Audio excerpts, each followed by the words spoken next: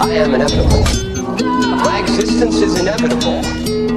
Why can't you just accept it? If I wanted to bring light to the biggest cover-up in history, I must first direct that light to the inner portions of your soul, which may be a small snippet of the divine, but a great portion of the divine nonetheless.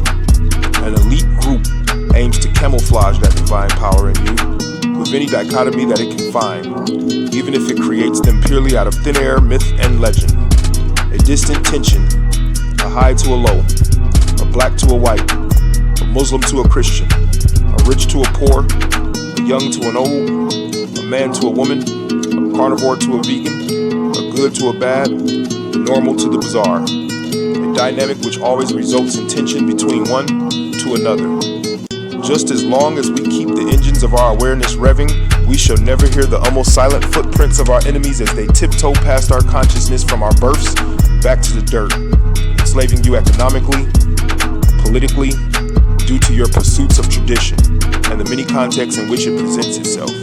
Our lack of ability to question it allows our overall obedience to the system to be what inevitably makes us succumb to it. As a portion of us decides to not move with the flow of change, our psyche becomes as a cancer, even in total cultural design, creating what we think of as people, yet taken away from all aspects of what we think of as a person. Elimination of individualism is within the elite's highest of aims, to make you see what you are as permanence and not have you mind to see what you are as temporarily and completely evolving at all times.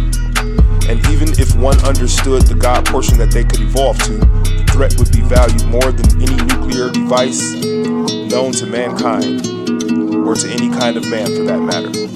And across the vastness of space, there must be many kinds of man, and our ignorance itself just must be a temporary feature based around the conditions in which we have been fed the soup of our leaders and their lies.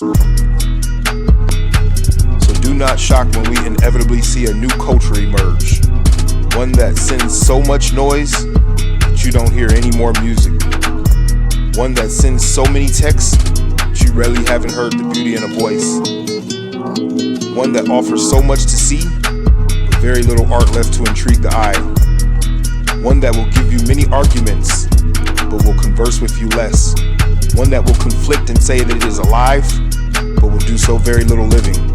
One that will congrat the society we have successfully created because we have traded the quality of life for the convenience of it.